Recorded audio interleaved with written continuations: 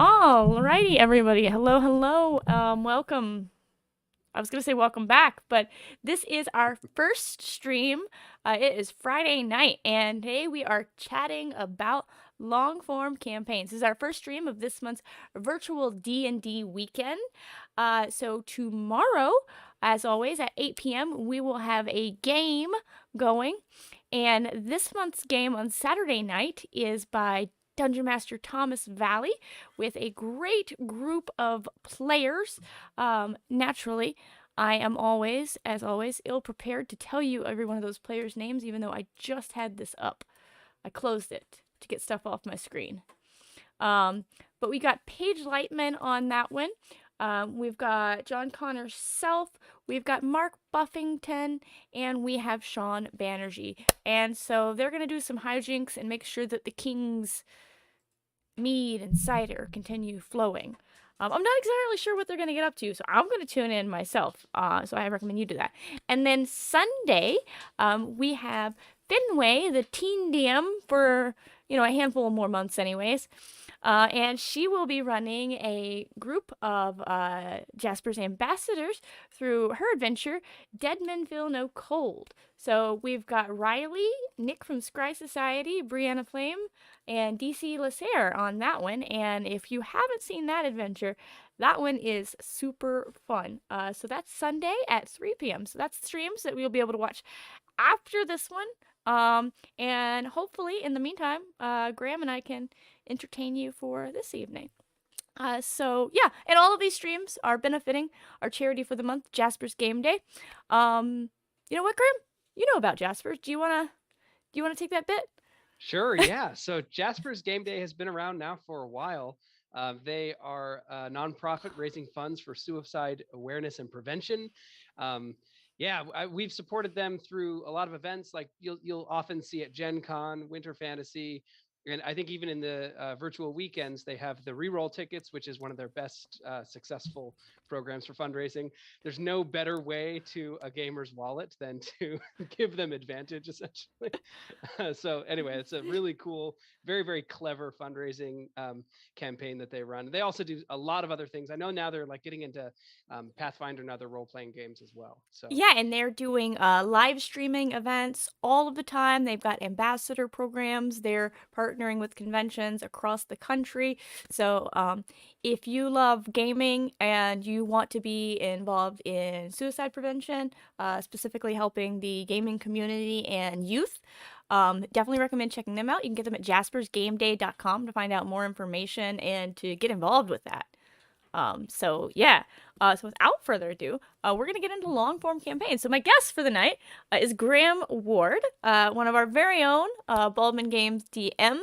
And Graham has run several long campaigns, but the one that I guess he's famous for because he put it in his Twitter handle is his very own Dark Plane campaign, which is a setting of his own, came out of his own brain. I don't know how people do that.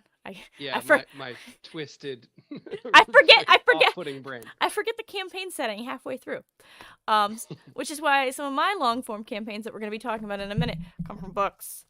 But yeah, Graham. So why don't you tell our viewers who maybe aren't familiar with you a little bit about yourself? How'd you get into gaming? Your life story, whatever you want to share.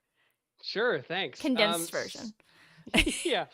Let's see. So I first started playing D&D, which was my first role-playing game when I was, I think, 11 years old. I was in a literal barn in Nova Scotia, Canada, and my cousin had brought a box set and he kind of flopped it all out onto a table. And I was a little confused at first, and we made characters. I think I made like 3 characters in the space of 24 hours. We probably played for like an hour at some point during this vacation. And then I went home and I borrowed all the books from another friend, and just like I had a lot of lonely fun. And actually, like the weird thing about my D&D journey, so this was in you can do the math now and figure out how old I am. It was a long time ago. But yeah, this was around 1999. So I was playing 2nd edition, and I didn't play with anyone other than one of my brothers, and it was usually one-on-one until 2006. 2006. So I, 3rd edition. Almost 8 years, I think then. 3.5? Yeah, but we just played second edition all the way I was through. trying to think what was out 2006. I think. Yeah, that was the end days of 3.5. Yeah. So I've now played, every edition except for first edition. And okay, so I've played second, third, fourth, fifth. And anyway, basically been playing and primarily DMing ever since. Um, Back in fourth edition, I ran a full campaign from level 1 to 30. We had 30 levels back then. Prestige. Very, very fun. And through that, developed the Dark Plane campaign setting, which I then ran as a Kickstarter in the early days of fifth edition. It was like before the OGL existed. It was the first crowdfunded campaign setting for fifth edition. And like it went well, but also because the OGL didn't exist, it's not like for sale anywhere. It was just a group project and it was all Kickstarter exclusive. And I have a box set that we made, but yeah. So anyway, ever since then, I've been doing like design work here and there. And I'm a stage actor by trade. During the pandemic, I kind of pivoted into doing DM for hire work, which is now basically what I do full time, in addition to being a dad. Which is a different kind of acting, honestly. It is. I mean, it's actually all of the same skills. Yeah. Just math as well, which is unusual for stage actors. Yeah, I mentioned in a chat we were having before this recording that I had erroneously been credited on a stream that I did as an actress, and then I was like, well, is it really untrue? Actual plays are acting. But yeah, so I completely agree with you, although my 5-year degree would shrivel up and die if it knew. I'm an amateur actress. Yeah, I'm not gonna correct them though. They listed me with a bunch of like fancy important people, so I'll take whatever title they want to give me. That's awesome. Then the work you're doing is worthy of the word, I think. Yeah. So yeah, long form campaigns. So what would you define as a long form campaign? Because I know I've got a definition in mind, and I know our viewers probably have their own definition in mind. To some people, it's probably a campaign that lasts more than 3 sessions with the same people.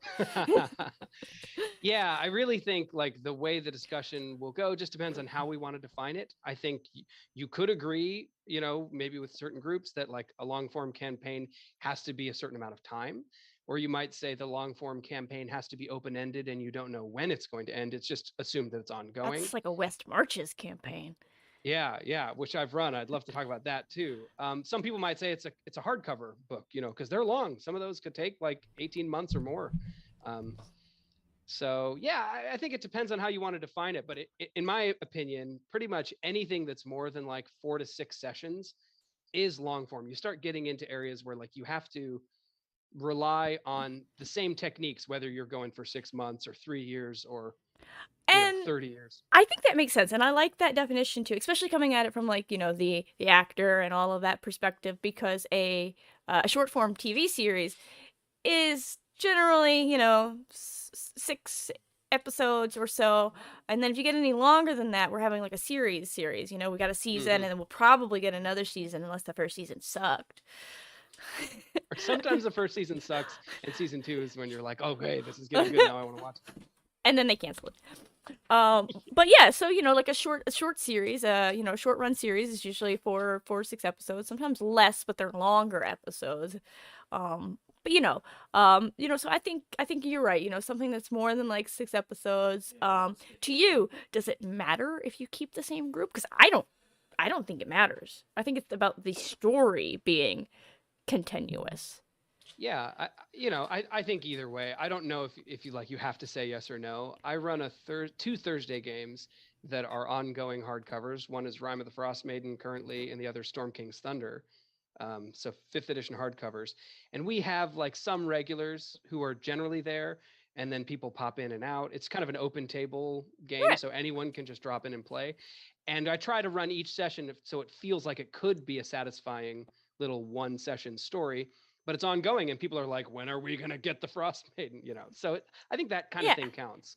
Yeah, I think so too. And I think, the reason I wanted to ask that and why I feel that's important is because some people feel like, oh God, I can't do anything long because there's absolutely no way that I'll be able to ensure that I can get Bob and Terry and Susan and John all together for as many weeks as it takes to do this whole thing. So, like, why bother? When, like, you know, most of these stories that you're telling, books, your own, whatever, like, there's room for, just like real life, for people to come and go and it still be a very cohesive story. Well, what happened to Larry this week? Well, don't you remember? The giant about bit his leg off. He's convalescing in Waterdeep. Yeah. You can come up with all kinds of, story reasons for people to drop in and out. I couldn't afford a real cleric, so we had to send him to the shitty one. It's going to be a while. I'm actually, currently on my channel where I am a content manager, which is Ghostlight RPGs. We were running all of the original D&D adventures in chronological order for a kind of like a segment we called Old School Roundup. And we're right now about halfway through the GDQ series. And in one episode, our paladin couldn't make it. And so we were like, I forget exactly. Some drow were like seen off in the caverns, and he went charging off, and that's his didn't passion. Come back for like 3 weeks. Yeah, I know that GDQ is an actual series, but I can't hear it without thinking game's done quick, which is the speed running group for console games. That's funny. Yeah, it's like the opposite of that if it's written by Gary Gygax. Yep. Run quick. Yep. Nope. So, long form campaign, to me, obviously, I agree with all of that. My experience with it has never been something that I came up with entirely out of my brain. I've got ADHD, and while I could take great notes and I come up with a great world and all of that, scheduling is the thing, and then But I have run many a long campaign from books. I've run this one at least 12 times. This isn't terribly long. Not terribly long. Still, though, 12 times is really impressive. I mean... Yeah, you can get through this one really quickly, though.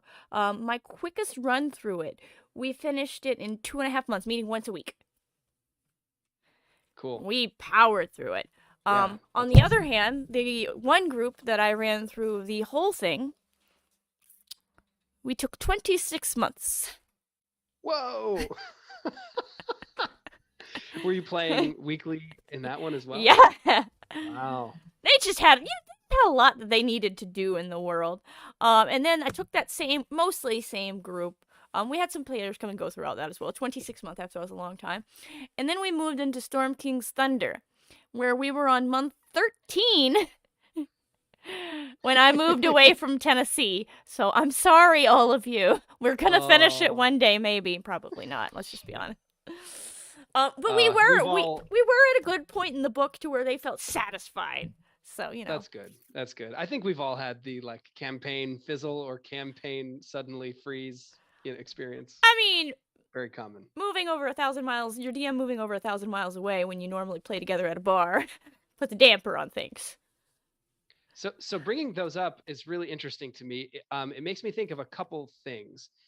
One is the difference between Storm King's Thunder and Rise of Tiamat, in terms of, like you described Rise of Tiamat being like they had a lot of things to wrap up in the world. It took you that long to play, compared to Storm King's Thunder, where you level up basically every session for the second half of the adventure.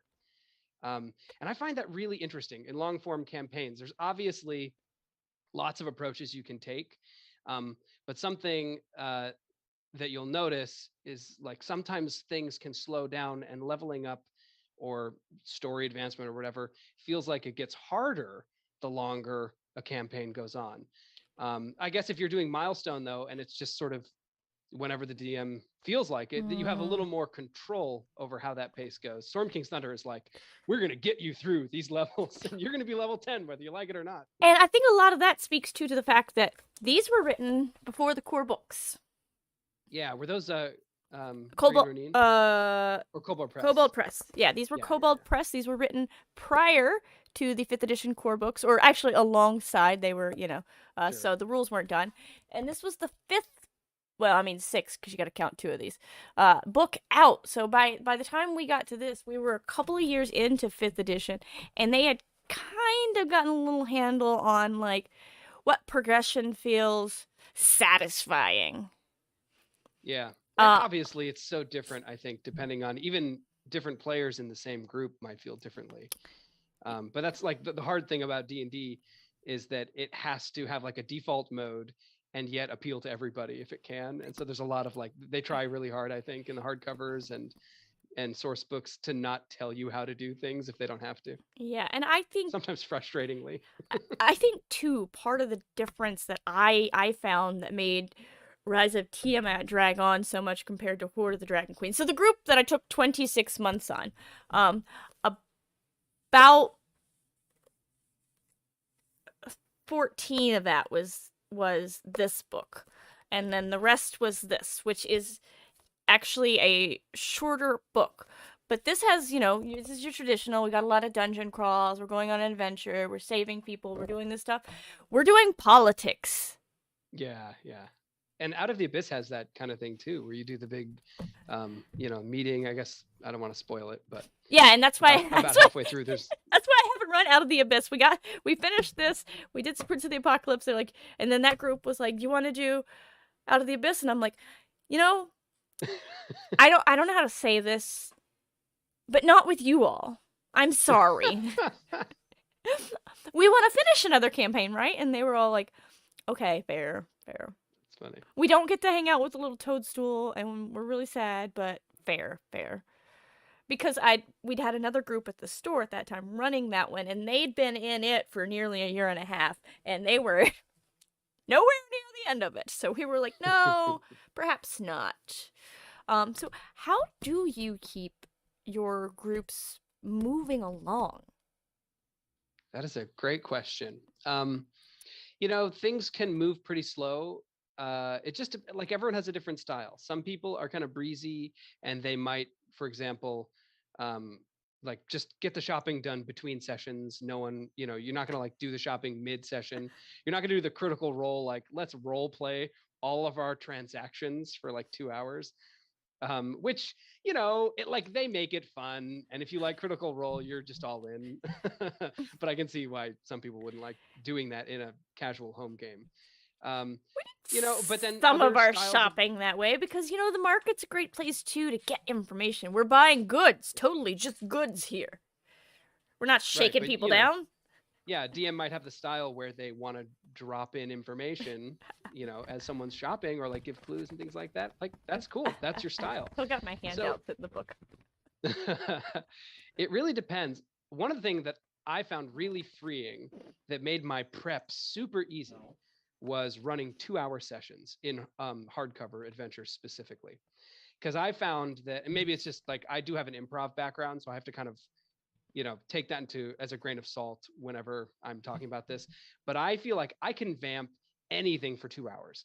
I can do random encounters. I can give you like weird, interesting descriptions of people that are hanging out in 10 towns or what have you to get through to the end of a session and then just drop something dramatic at the end to make it feel like it has a beginning, middle, and end. Yeah. And so 2 hours is really freeing as the DM because I feel like, okay, it takes me like 15 minutes. I've kind of already read the book. Takes me 15 minutes to like look at what might happen next. You're not going to get in more than, usually a few rooms of a dungeon and or like 1 or 2 travel encounter type things. And so I found that really freeing. And 2 hours is nice because players are like, all right, let's get in, do something interesting, and then we'll see you next week. Some people, want to run like an 8-hour session, and that's the way they prefer because they want to like really dig in. But I do feel that the longer your session is, the slower your pace the goes. The more you dilly-dally. Because you're not like, we have to get to the end. If you only have 2 hours, like we found this in our Moonshade stream. When was that? Yesterday? We were like, we got to get to the end of this because, there's material to get through. It's time for a montage. Yeah, different strokes for different folks, I think. And there's no wrong way to do it as long as you have communicated amongst your players and you've kind of figured out what everyone's expectations are or set their expectations and say, if you want to play this, this is what's going to be. And yeah, I think that's important. I think that's one of the distinctions that I make between like the group where I ran this for them and just a little over 2 months where like they were motivated, like they weren't like skipping story. They were all played, but not like as excessively as some of my other groups, but like they wanted to hit all the story points. They kept notes. They knew each week we showed up and they're like somebody would like recap. They're like, all right, last week on And then we'd get into it. We'd get going. We ran about 2.5 hour sessions. So yeah, that does make a difference versus the group that we took forever to do this on. We ran 4 hour sessions at a bar with drinks. Yeah, that always slows things down. So we talked, we chatted, we, plotted and planned and schemed and sidebarred, and stopped for snacks frequently. And so, yeah, but like we were all on the same page, right? We're like, we finish it when we finish it. We're moving along, and that's important. Yeah, and I think for some groups, that's actually what they prefer. They want the feeling of living in it without setting for themselves some kind of arbitrary, end point. It's more about like we get together and we do this every week, as opposed to we want to finish this story so we can then move on to something else. Hmm.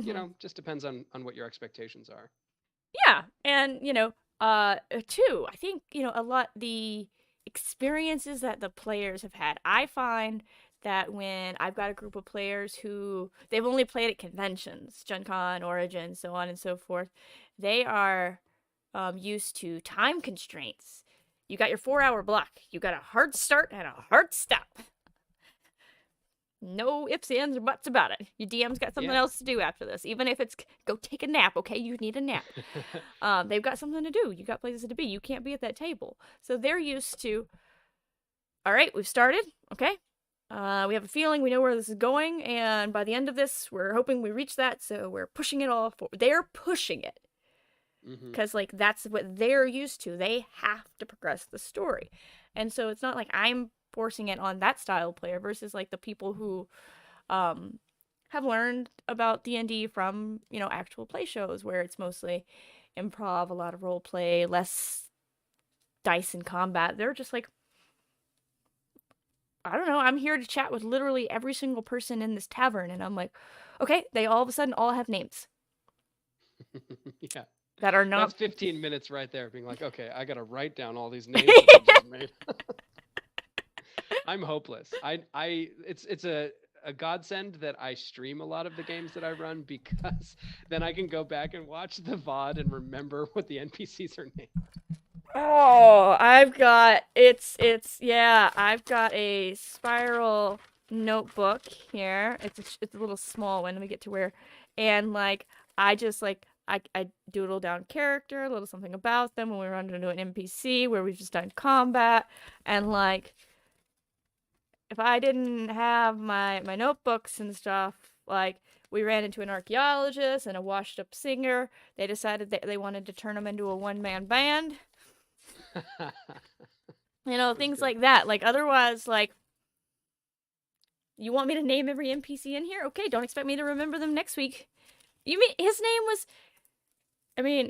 name was blah, blah, this week. And last week you said it was John. Like, first off,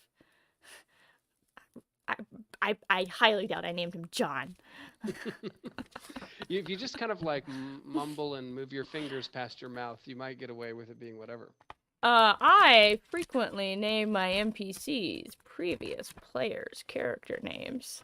That's fun. We got let's see, go scroll through here. We got a bunch of good names. We've got, Simon, Paxton, Topaz, Iliath, She, Brock, Breaker, Aggie, Enchantress. Enchantress. Nice. Yeah, I mean, this is kind of a minor thing, but like having name lists can also be super helpful when you're in a long form campaign and you don't necessarily know every single NPC's name going in. You haven't done the like overwhelming prep. I think Mike Shea, Sly Flourish, talks about this as well as part of his like lazy DM stuff. Just keep a list of names. Or you can, online, there's tons of name lists. I was on the stream running one of the Drow adventures for this series, the old Gygaxian adventures, and I literally had to like Google Drow names midstream just to come up with, and like, And that's the name generators are great. Half the time you can't pronounce what it comes up with, but you're like, yeah. That's why it's good when the generator comes up with like 15 and then you can like scan for one that's pronounceable. not on the Drow list. Yeah, I know. Lots of like random commas in there. Are there any vowels in this, or is it all consonants? Yeah, or apostrophes, that is. Yeah. Oh, yeah. Oh, the Well, I'm apostrophe. curious, like, from your perspective, um, do you feel as though like prep is overwhelming when you run a long form campaign, or do you find that it's easier to prep for because like you do more upfront, or what's your approach? I find that it's easier to prep, right? Because so take when I was running Core of the Dragon Queen, for instance. We won't count like the last 8 times I ran it because I didn't have to prep. I know the story. Right. But initially it's like, okay, I'm gonna read this, especially this one because I skimmed the book beforehand and I know that it's all very linear. You go chapter to chapter. We don't hop all about. So I could read one chapter and be pretty set for like, all right, in this chapter, these are the points we're gonna hit. We're gonna finish this chapter in, I don't know, 2 to 12 Man, sessions. if it's chapter one of like Rime of the Frost Maiden, for example, that thing can go on. I think I ran chapter one for like 8 months with two different groups and never overlapped any of the encounters. Is a huge chapter. I don't think the book expects you actually to You're not run all supposed of to it, do all of right? them. You're not Do like supposed to. 3 or 4 of them and then move on to chapter two. That's actually, yes, that is the intent there. But like something like this. So I'm gonna go through some spoilers here. So if you haven't played this, that's fine. It's just the table of contents though.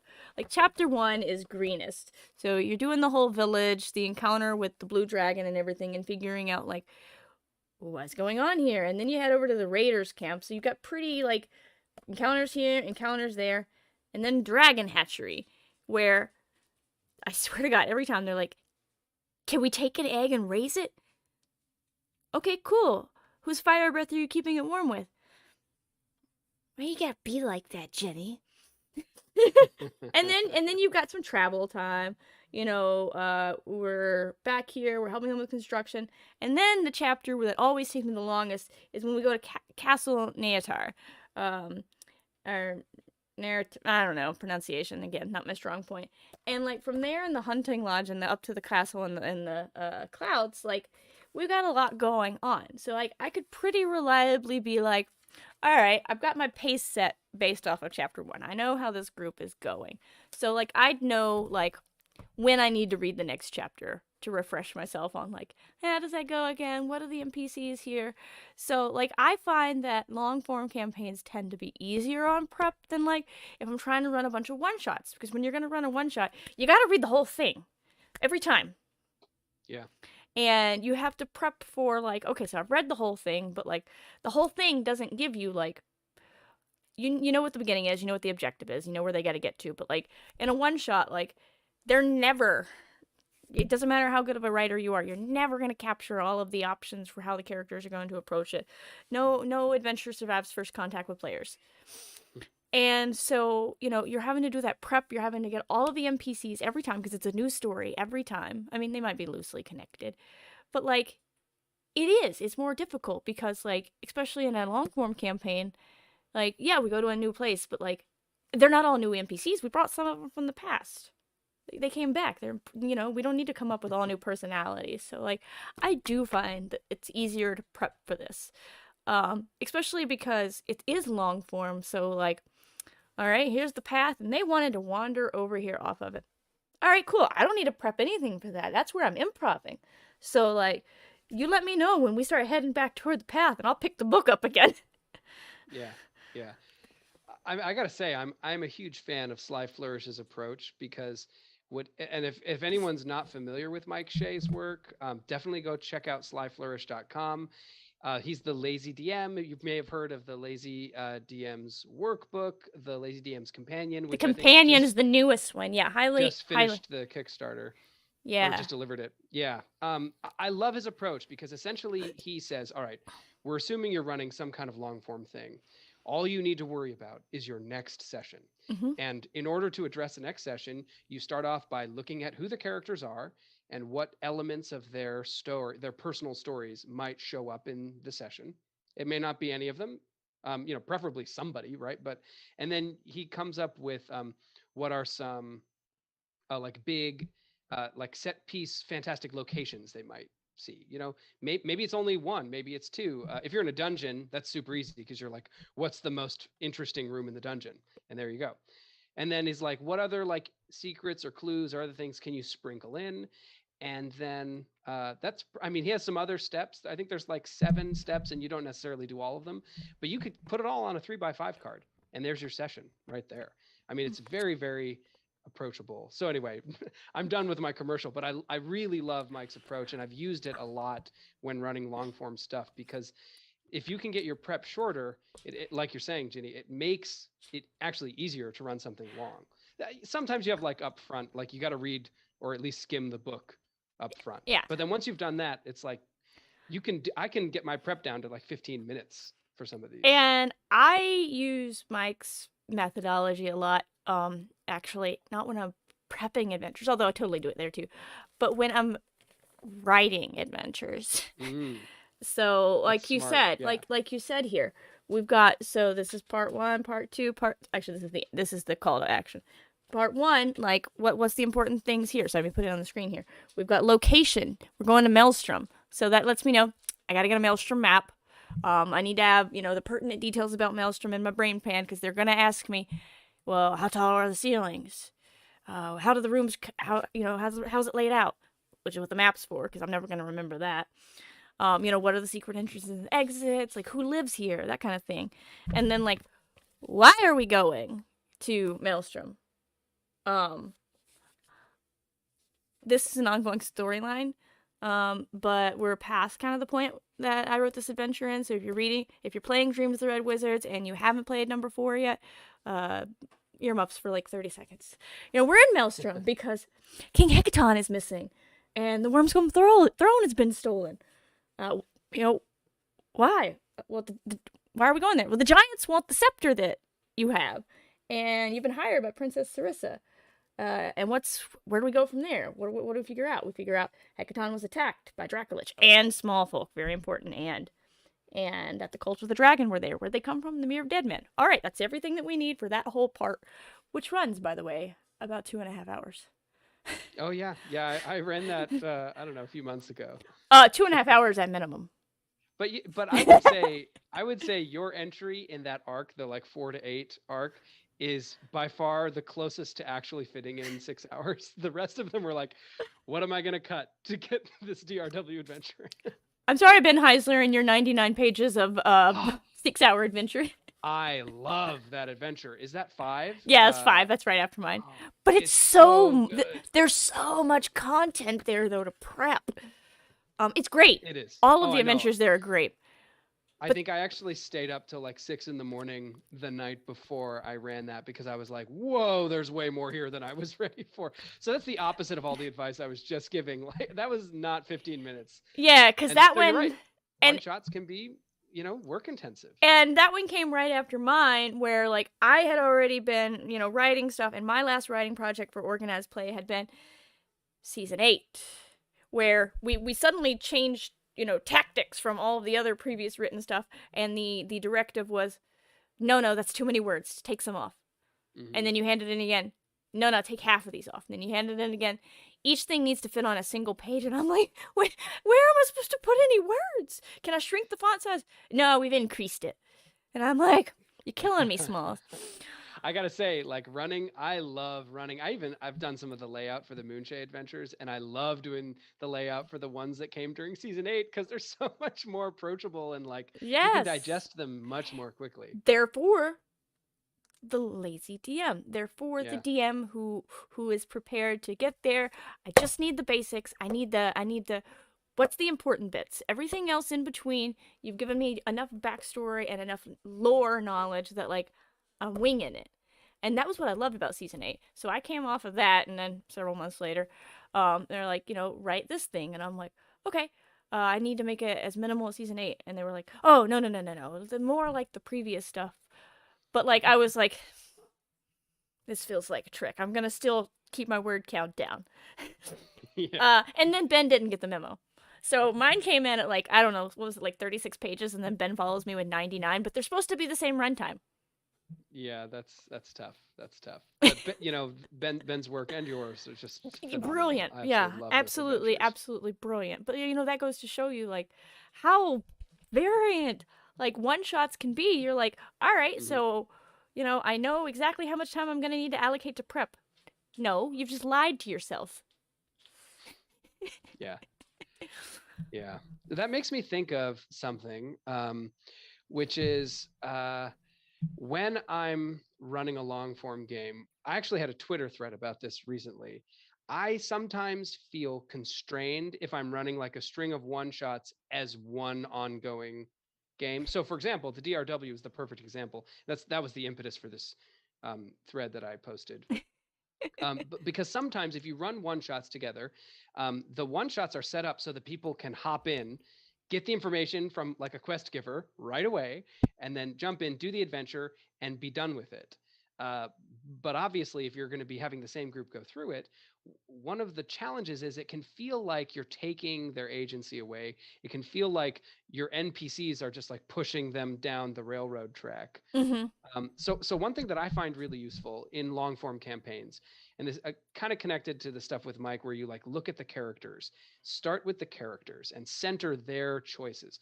One thing that I do is instead of having NPCs just give them information, for example, like in DRW, since we're already a little bit into spoilers, Sarissa often will be like, "You should go to this place," or we'll say like, "Oh, you're back from that adventure. That's great. We're thinking you might end up needing this other thing, which is over there." You know, one thing that I've done is have instead people uh, allow the characters' choices and actions, or even maybe their backgrounds, provide that information. So if there's a spellcaster, maybe they know about the tome that they're searching for in Candlekeep, rather than someone saying, you need to go to Candlekeep and get this tome. Maybe instead it's like, well, one time when you were studying in Candlekeep, you remember someone falling asleep on this book and you saw it and there was like a drool stain on it. Now you realize that's the book you need. Yeah. And I think when you center the player characters, it helps create more of a like a continuous through line from one shot, through each of them. I think for like Mist Hunters and the Eberron Oracle of War, this would also be really useful. What about so and that was something that we strongly considered when we were doing Embers of the Last War, the other Eberron campaign. Yes. And I think, comparing it to like you see Dreams of the Red Wizard, you definitely don't have as much of that.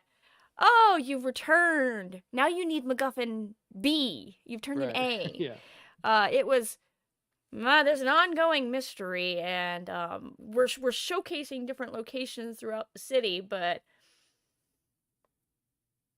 have you figured it out? I mean, you can go into the next adventure not having figured it out. You're gonna be at a little bit of a disadvantage, but we're not spoon feeding it to you quite as much.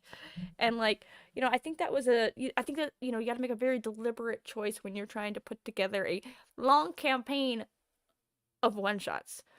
And that's something that you're working on now with Ghostlight, right? So we're doing the long campaign of one shots with a rotating cast for the Moonshades, and like you're making deliberate story choices on like we're not going like 1-1, 2-1, 2-2, 2-3. Right. We're Oh, because if we did that, I did the math once, and it would be like 3.5 years Mhm. if we did all of the, and they're all so good, but obviously some of them are more like central to the main, trunk of the story tree. Yeah. So we're kind of going with like a curated version, obviously like really informed by Eric as the story architect. And then, I also was like, but we have to run 16-1 because I love it, which is what we're doing next week. 16-1 is so good. I love the I whole love it. 16 trilogy. I'm really sad that there was all that like miscommunication and everything because um there's a secret bonus special that's never going to see the light of day. Maybe someone will run it. I'd love to run it. Yeah, so Oh.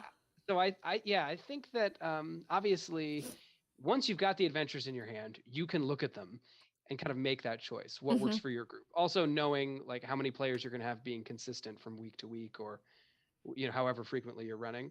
Um, Everything may have different needs, but in my opinion, as long as the characters are the focus and they're the center, and you can sort of treat their choices like the main thing that matters. Mhm. That to me is like the key to keeping it feeling like a consistent ongoing story. And I've done 2 of those now. My character missed the most devout.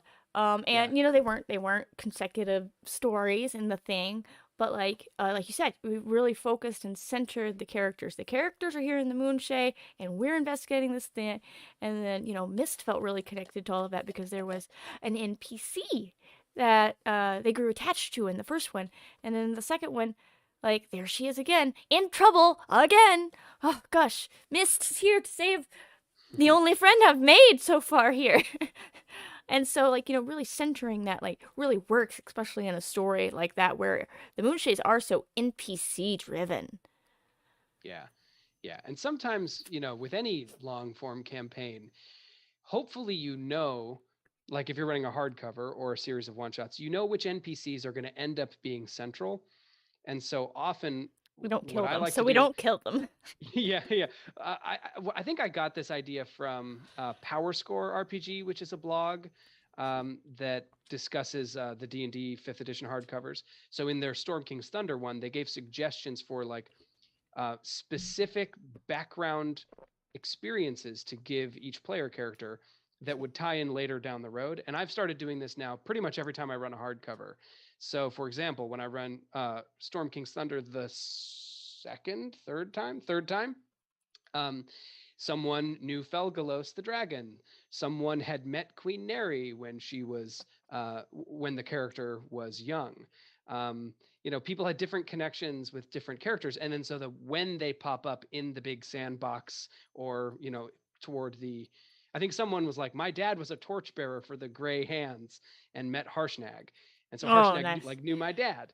So those things come up as play goes on. I think it's really helpful to take those things out of the end or the middle of the adventure and plant them in a session 0 or during character creation, and make sure that people come in with that connection. I mean, obviously, it was helpful for Mist, your character, to have a connection to Hlynith, the druid, when we played last night, because you were instantly motivated.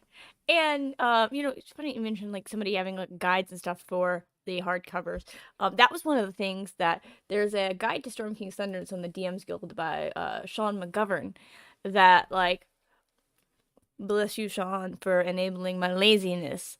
Like, it listed, like, I didn't have this book does not happen in order like Word of the Dragon Queen.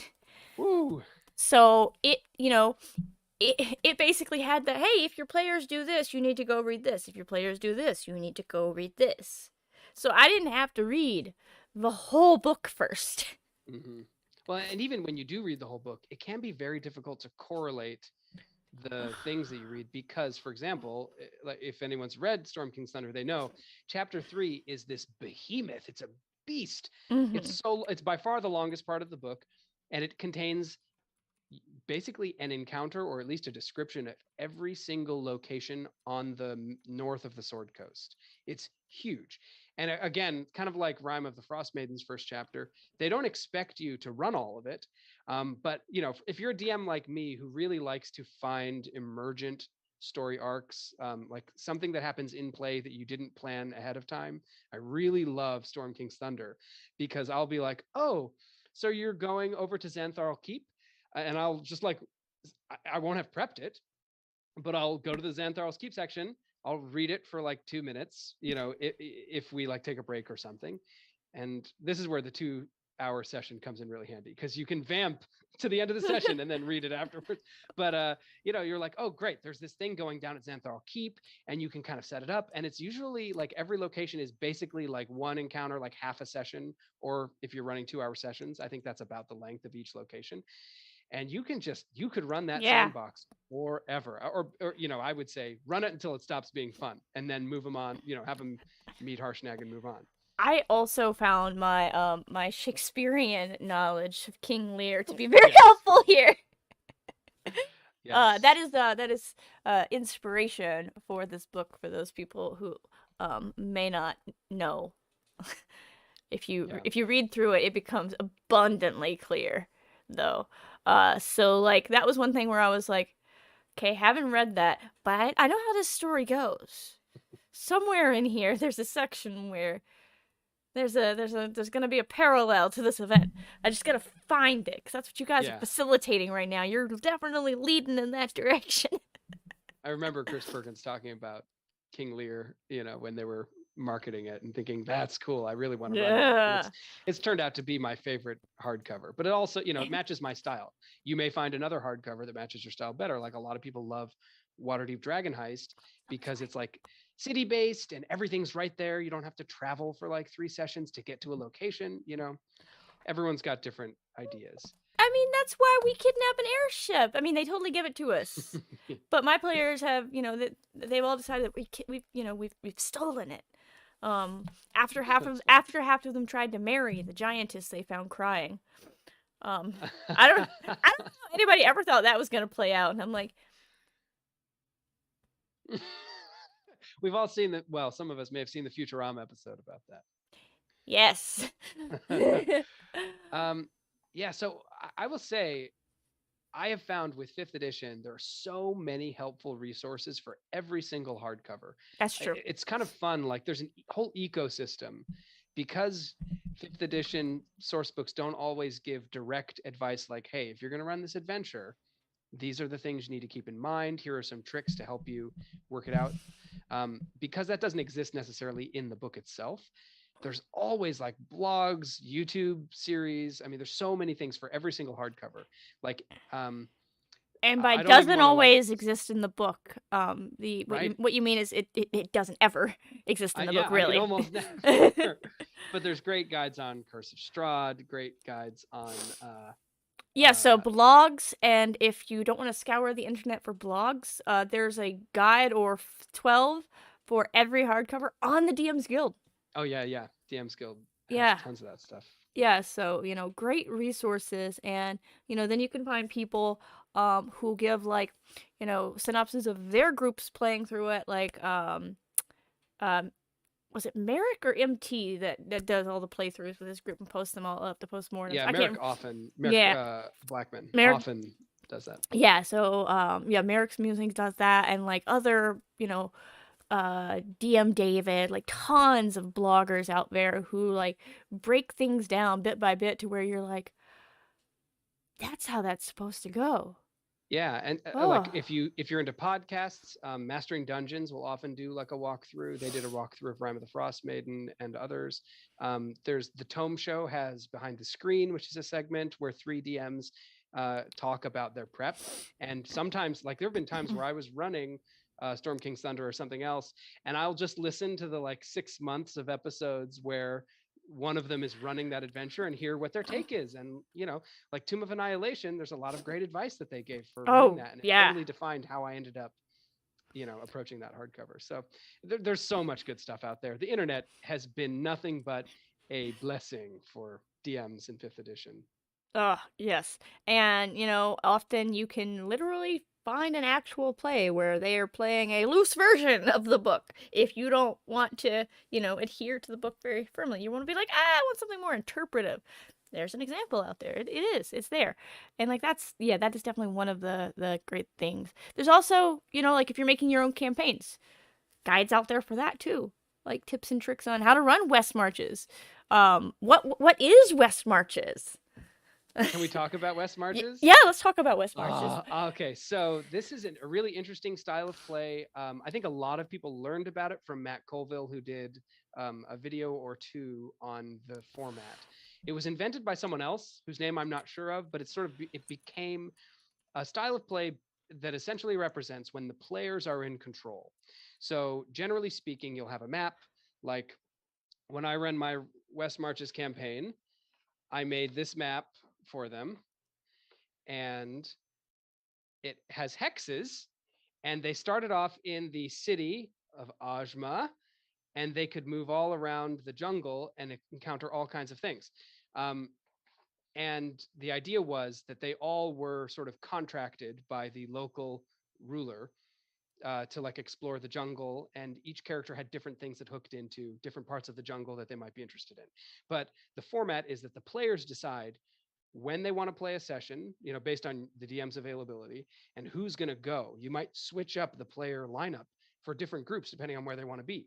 And in a true West Marches game, every single session involves them going out into the wilderness and coming back. They have to come back at the end of the session. That's cool. I didn't do that because I found it more freeing and interesting if they Ben were. Robbins. Sorry, I was like, Yeah. I know the name of who created it. Awesome. Thank you.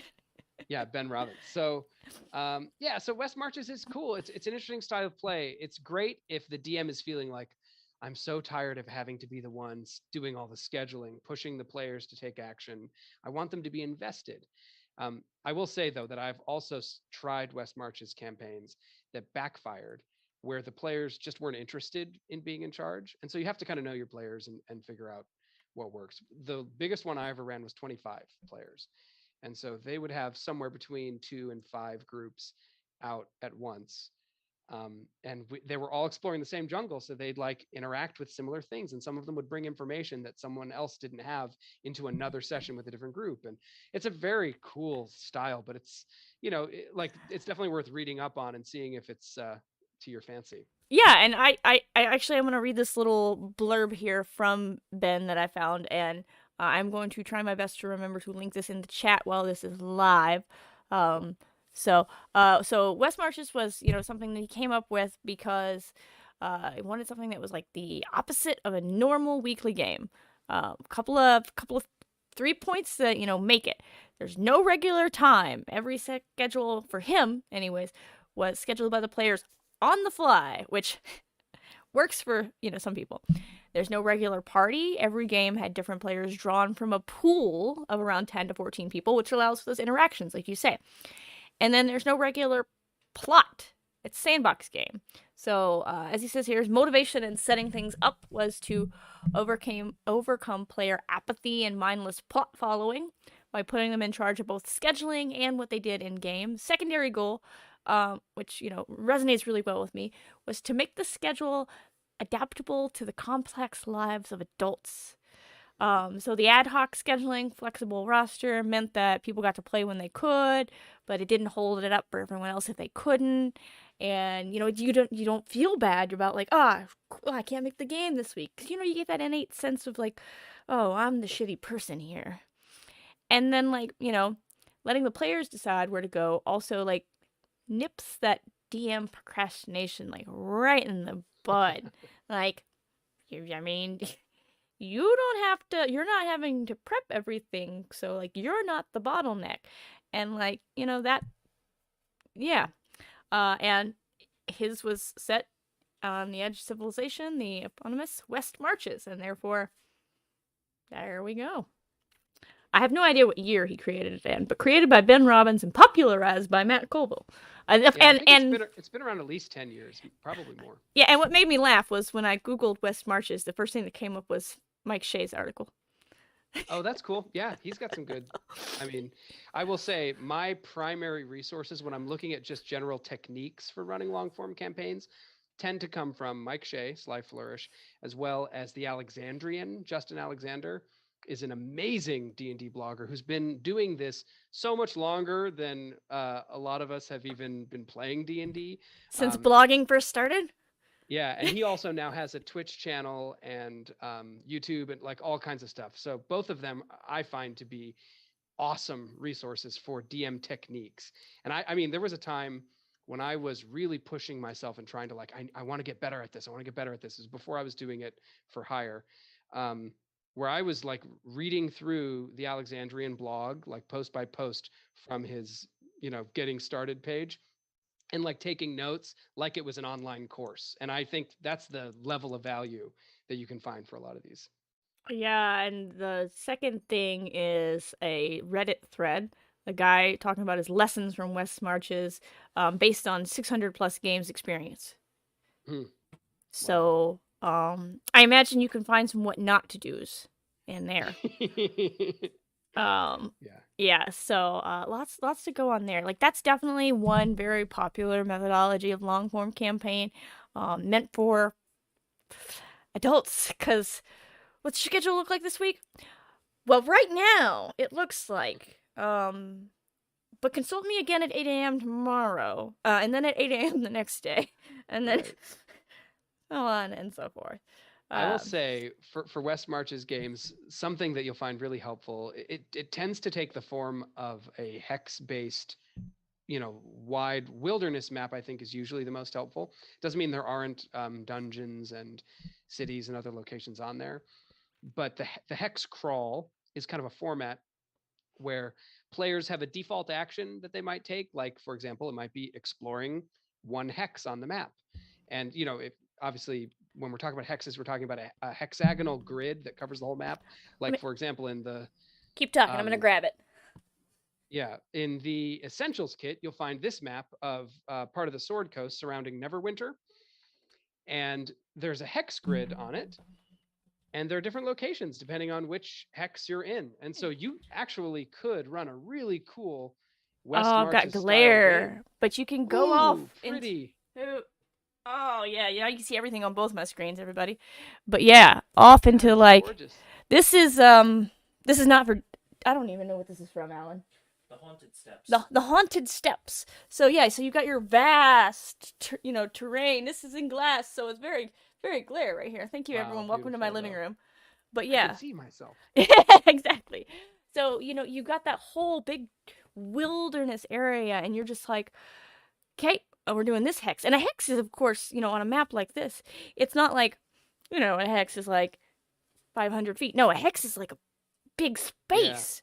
I'm It's a gonna big fan take you of a a whole six day. mile. I like a 6 mile hex because you can do multiples of six and it's always within the travel distances chart from the Mm-hmm. player's handbook.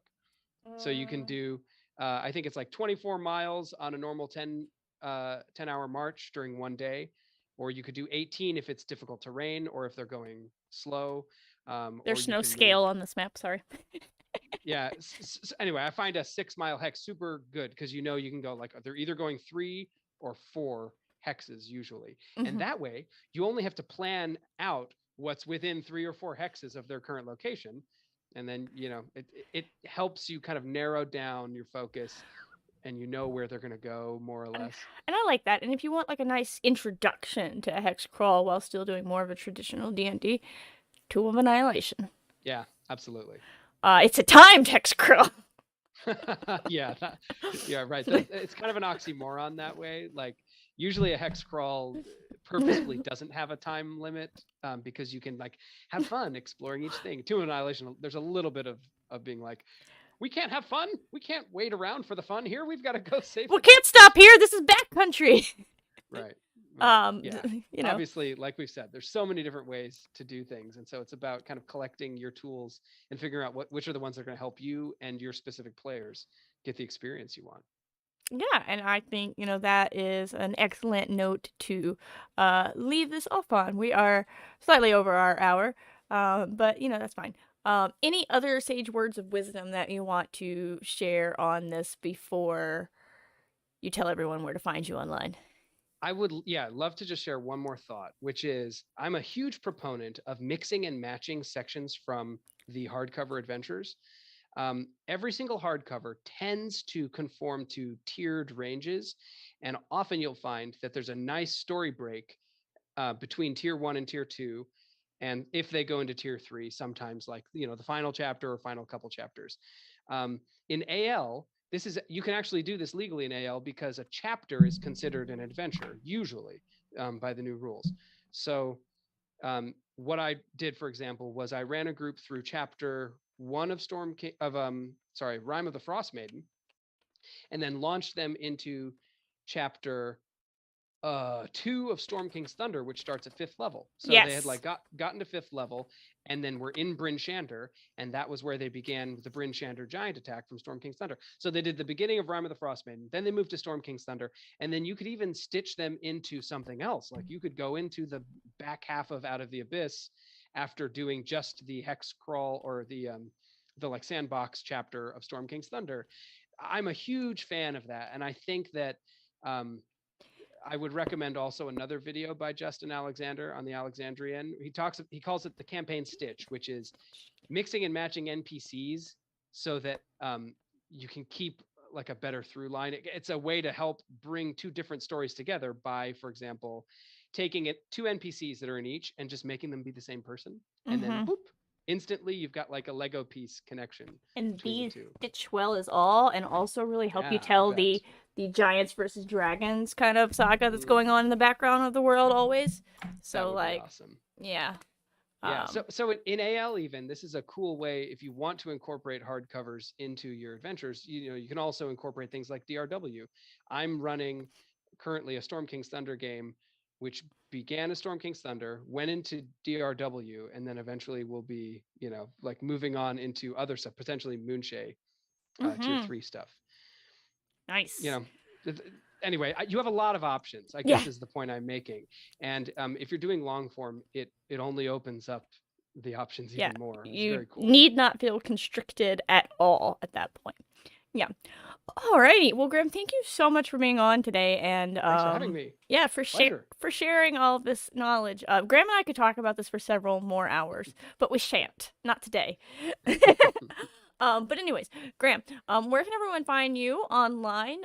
Any projects you're working on? And where's the best place to um, lovingly harass you with questions about campaigns? Yeah, please tweet at me. So you can find me. I'm at Darkplane DM, DARKPLANE, DM. Darkplane It's right below DM. your face right now, thankfully. Oh, perfect. You can see it. I'm on Twitter. That's where I'm most active in terms of social media. I I don't have a ton of like adventure products up. I have projects I've contributed to that are on Drive Through RPG predominantly.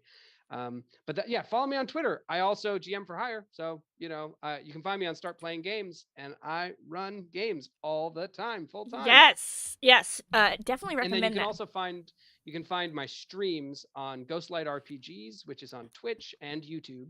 And we are currently running the Moonshay Rising Shadows. You know, we've got like authors and designers coming in and playing and running those adventures. So And that's been a lot of fun. and you can frequently also find Graham at virtual D&D weekends. Yes, yeah, it's yeah. I'm not running anything this weekend because there's just a lot going on right now.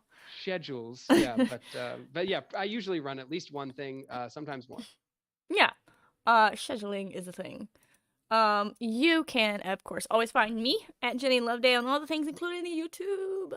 And my website, jennyloveday.com. But more importantly, for Baldman Games, please join us, our community. You can find lots of information over on our Discord is going to be our primary place for hanging out, getting to know one another, talking about all the cool adventures, talking about, you know, stuff you want to do that's not AL. And that's discord.gg/BMG, Baldman Games. Follow us on all of our social medias. We've got Twitch that you're watching this on right now, so I should hope that you know the URL for that, but it's Baldman_Games. We're Baldman Games on Twitter and Facebook and YouTube. So, you know, follow us on all of those. And if you want to keep up to date on what we're doing, you can actually subscribe to our Google Calendar. Best way to do that is baldman.link/calendar. Spencer made a real handy link for that.